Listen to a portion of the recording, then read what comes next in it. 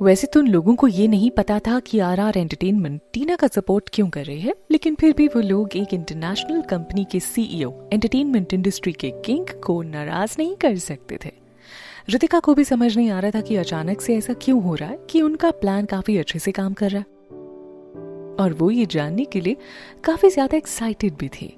उसने तुरंत सबसे पहले टीना को फोन किया और कहा, टीना क्या तुम्हें कोई कंपनी सपोर्ट कर रही है?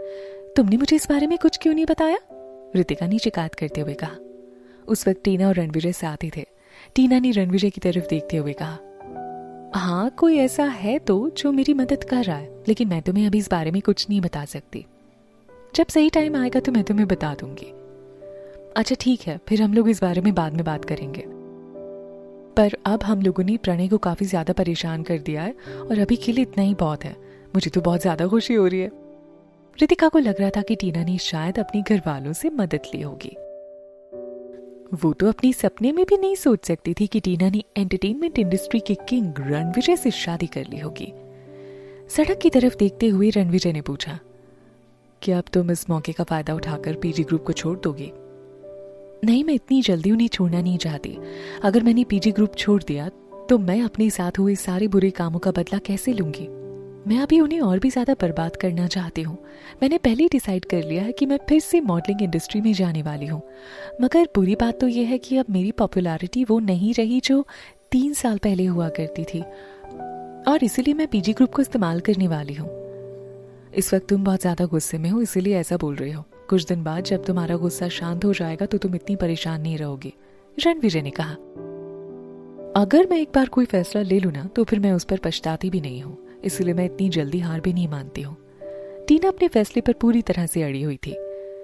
जहां पर बात प्यार और दोस्ती की आती है तो वो सिर्फ एक बार देखने से ही किसी का भी दिल चुरा सकती थी, लेकिन जब बात नफरत की आती थी तो वो उस इंसान को नुकसान भी पूरा पहुंचाती थी। जब से ये सारी चीजें शुरू हुई थीं, तब से प्रणय ने कोई भी सफाई मांगने के लिए टीना को फोन नहीं किया था, बल्कि सारा ब्लेम उसके ऊपर ही डाल दिया था, जिसकी वजह से टीना को और भी ज्यादा बुरा लग रहा था। उसने प्रणय से जितना प्यार किया था, आज वो उससे कहीं ज्यादा नफरत करती थी। रणविजय ने उसकी तरफ देखा। धीरे धीरे उसके मन में टीना के लिए फीलिंग्स बढ़ती जा रही थी। कार एक बड़े से लग्जूरियस होटल के सामने आकर रुकी। सबसे पहले रणविजय निकला और उसके बाद टीना भी उसके पीछे पीछे जाने लगी। ये एक बहुत बड़ा होटल था जिसमें कोई भी नॉर्मल इंसान नहीं जा सकता था, क्योंकि अंदर एंट्री लेने के लिए इंसान का एक स्पेशल स्टेटस होना बहुत जरूरी था। वो दोनों एक साथ अंदर पहुंचे। रणविजय पहले से ही बुक किए हुए टेबल की तरफ जाने लगा। उसने आज टीना के लिए कैंडल लाइट डिनर प्लान किया था। आज से वो दोनों अपनी नई जिंदगी की शुरुआत करने वाले थे, इसलिए टीना ने सोचा कि उसके और रणविजय के बीच कोई सीक्रेट नहीं रहना चाहिए। टीना बेवकूफ नहीं थी, बल्कि सच तो ये था कि वो बहुत ज्यादा समझदार थी। उसे पता था कि वो रणविजय से कुछ नहीं छुपा सकती। इसीलिए उसने अपने और प्रणय के बीच के रिश्ते से लेकर उसके और यूसुफा के धोखे तक सब कुछ सच सच बता दिया था। उसने कुछ भी नहीं छिपाया था। वो दोनों काफी देर तक एक दूसरे से बातें करते रहे। मैंने अपने असिस्टेंट से कहकर इस होटल में एक रूम बुक करवा दिया है। आज रात हम लोग घर नहीं जा रहे हैं, बल्कि यहीं रुक रहे हैं। रणविजय ने बहुत ध्यान से टीना के चेहरे को देखते हुए कहा। टीना ने अपना सिर हिलाते हुए कहा, ठीक है, जैसा तुम्हें ठीक लगे। इतना बोलकर उसने अपना चेहरा नीचे झुका लिया। अब उसका चेहरा शर्म से लाल हो रहा था। वहीं दूसरी तरफ प्रणय सारे मीडिया और अपने बिजनेस पार्टनर से लड़ रहा था, और इसी बीच यूसुफा की प्रेगनेंसी की खबर भी मीडिया में आ गई थी। उसे समझ नहीं आ रहा था कि वो क्या करे। उसके पास टीना के बारे में सोचने का वक्त भी नहीं था। वो तो ये भी नहीं जानता था कि टीना आखिर है कहाँ। एक बहुत अच्छे और सुंदर कैंडल लाइट डिनर के बाद टीना आराम से रणविजय के पीछे पीछे जाने लगी। वो उसे होटल के एक बहुत बड़े और लग्जूरियस कमरे में ले गया। अंदर जाते ही टीना ने सबसे पहले उस कमरे की सजावट देखी और उसकी तारीफ की। उस कमरे को उन दोनों की सुहागरात के लिए काफी अच्छे से सजाया गया था। इस तरह की सिचुएशन में भी रणविजय ने टीना के लिए इतना कुछ किया था। ये सब देखकर टीना का मन बहुत खुश हो गया था। रणविजय साफ तौर पर टीना की घबराहट देख पा रहा था। उसने अपना कोट उतारा और टीना से कहा, तुम यहाँ पर आराम करो, मैं जाकर नहा लेता हूँ। अगर तुम्हारा मन नहीं है तो हम किसी और दिन भी ये सब कर सकते हैं। इतना कहकर रणविजय धीरे से वहां से चला गया। टीना रणविजय को बाथरूम में जाते हुए देखती रही। उसने टीना को फोर्स नहीं किया था और ये बात टीना को बहुत अच्छी लगी। लेकिन उन दोनों की शादी हो चुकी थी और ऐसे में वो उसे ना नहीं बोल सकती थी। ये तो रणविजय के साथ नाइंसाफी होती है ना। यही सोचते हुए टीना उठकर खड़ी हो गई और बाथरूम में पहुंच गई। रणविजय, जो उस वक्त नहा रहा था, उसे अंदर आते हुए देखकर बहुत ज्यादा हैरान हो गया। टीना ने उसे कसकर अपने गले लगा लिया और कहा, मैं तैयार हूं। सच में? क्या तुम्हें ये नहीं लग रहा कि मैं बहुत जल्दबाजी कर रहा हूं? अपने इमोशंस को कंट्रोल करके रणविजय ने पूछा। वो सच में अपने पूरे दिल से टीना को अपना बनाना चाहता था।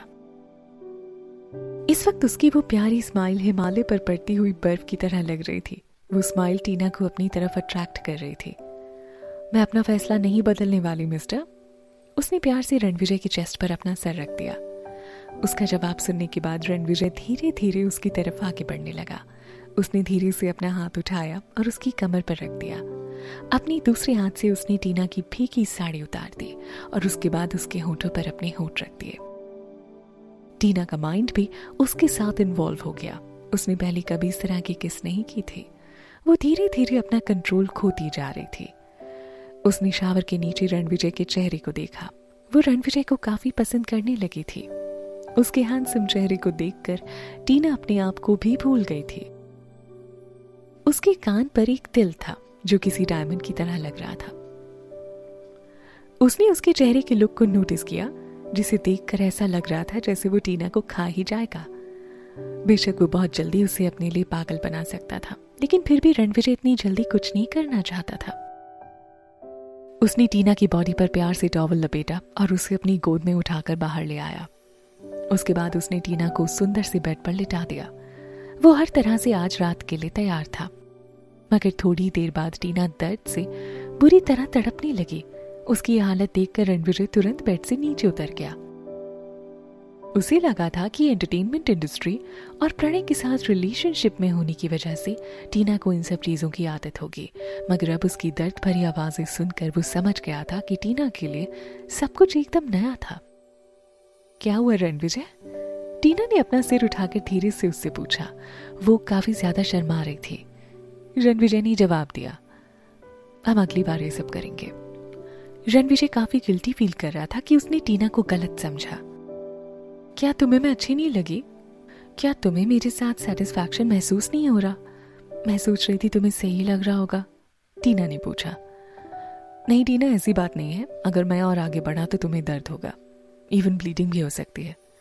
रणविजय ने अपने आप को कंट्रोल किया और अपनी कपड़े पहनकर बेड पर लेट गया। वो नहीं चाहता था कि टीना का फर्स्ट टाइम बुरा हो।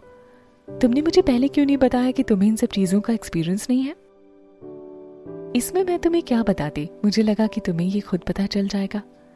टीना ने काफी कंफ्यूज होकर लड़कियों वाला ही जवाब दिया और आगे पूछा, जो भी हो, क्या अब हम आगे नहीं बढ़ने वाले? ये बात इतनी जरूरी नहीं है। अब तुम मेरी वाइफ हो और तुम वैसे भी अब मुझसे नहीं बच सकती माय डियर। इतना कहते ही रणविजय ने टीना को फिर से अपनी गोद में उठा लिया और कहा, लेकिन पहले मैं तुम्हें बाथरूम लेकर जाऊंगा और देखूंगा कि तुम्हें कहीं चोट तो नहीं लगी।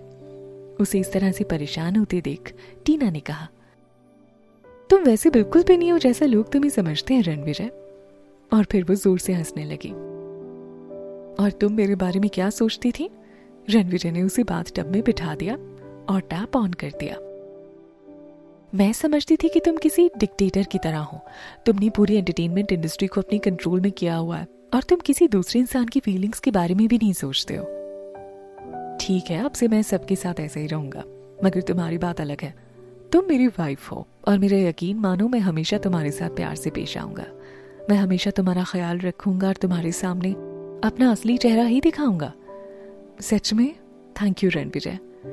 मैं तुम्हें एक बात बताना भूल गया, मुझे झूठ से सख्त नफरत है।